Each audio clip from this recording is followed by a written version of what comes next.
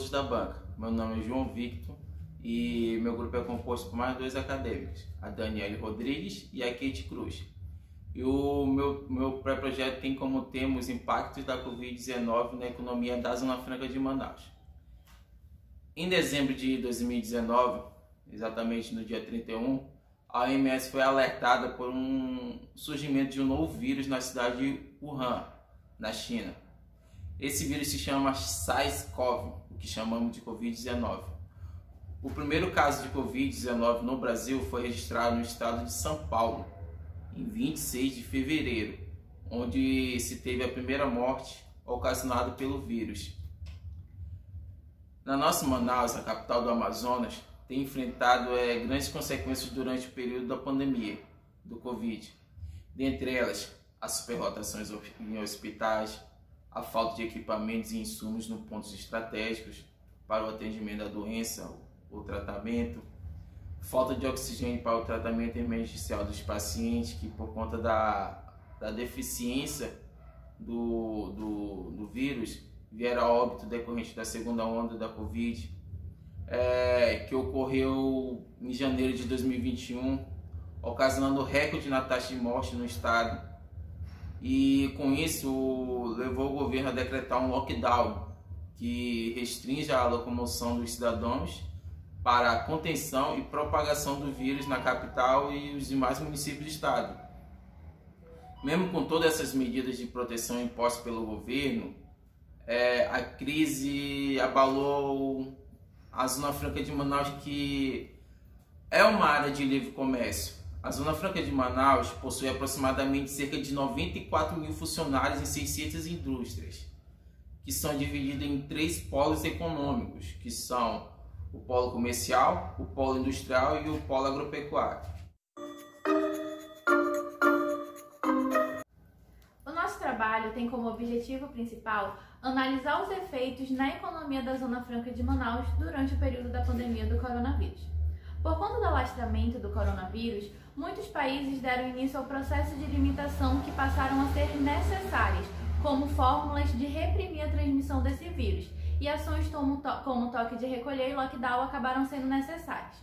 Em Manaus, os impactos para as empresas começaram em fevereiro de 2020, quando começaram a faltar as peças importadas da China. E no mês seguinte, o desabastecimento de componentes foi resolvido com a abertura das rodovias dos portos chineses. Aí veio outro choque. Com o avanço da pandemia no Brasil, as vendas dos produtos fabricados em Manaus acabaram diminuindo 80% por conta do fechamento dos varejistas, que foi uma medida tomada pelo governo para diminuir a propagação do vírus. O gráfico apresentado na tela, ele indica como as empresas contornaram a situação referente ao pagamento dos salários durante os 2 picos da doença, que aconteceram em 2020 e em 2021.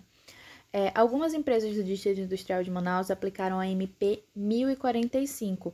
Essa adesão foi aplicada principalmente para cargos operacionais e até mesmo para gerência.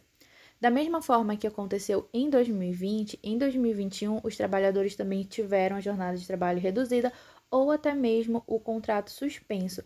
Esses trabalhadores, eles vão receber o benefício emergencial, que é gerado do seguro-desemprego, que é proporcional ao quanto foi reduzido do salário.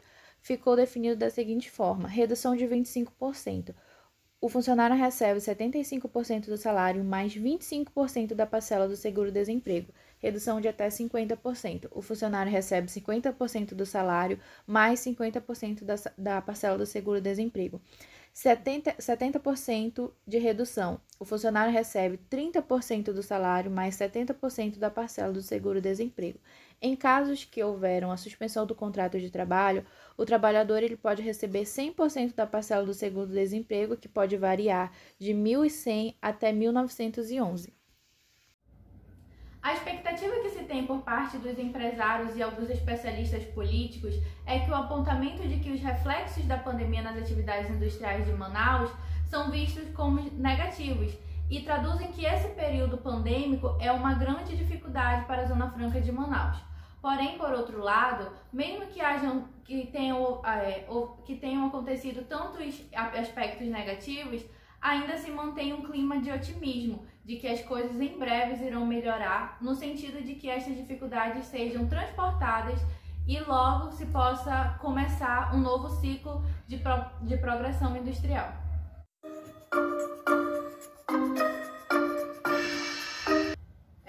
Por conta de todos esses acontecimentos, de todos os impactos e de prioridades também já impostas pelo governo por conta da pandemia, será que haveria uma necessidade de uma prioridade de vacinação em massa no polo industrial de Manaus, em específico?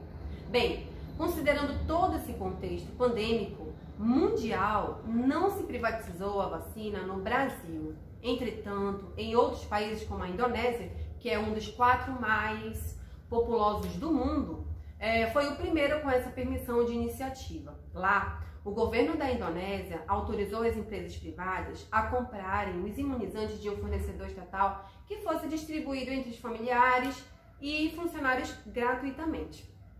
Essa iniciativa se deu por parte da Câmara do Comércio e de toda a indústria do país, que trouxe a proposta para o seu legislativo. E com isso, a vacinação em massa trouxe um aumento para este grupo e ajudou bastante na produtividade dos polos, reduzindo dessa forma e minimizando a cobrança sobre o orçamento nacional, já que as empresas custearam também parte das doses usadas no país. Diante da privatização aprovada na Indonésia, seria interessante que os trabalhadores do PIN e seus familiares também fossem imunizados, uma vez que a vacina em massa possui eficácia quando popularizada. Bem, começar essa privatização pelo maior setor econômico do Estado seria um grande avanço, considerável para o país e considerando que o Estado do Amazonas seria o primeiro Estado a ganhar, levando em consideração o Brasil. Lembrando também que Manaus foi o primeiro estado a sofrer com o colapso em virtude da pandemia. Foi também a cidade do país que teve 2 picos de colapso no sistema de saúde e funerário.